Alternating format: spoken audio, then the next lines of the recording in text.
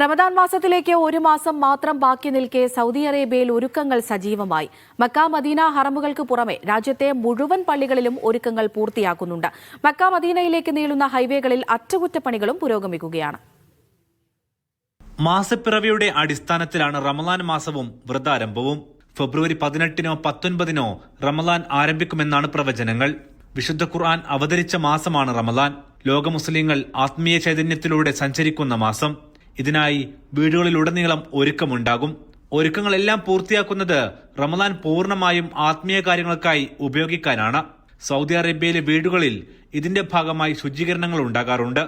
പുത്തൻ ഉടുപ്പണിയുന്ന പോലെ വീടുകളെയും പള്ളികളെയും ഒരുക്കും.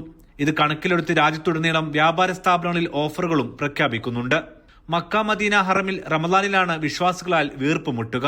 വികസിപ്പിച്ച മക്ക ഹറമിൽ ഇത്തവണയും സൗകര്യങ്ങൾ വർദ്ധിപ്പിക്കുന്നുണ്ട്.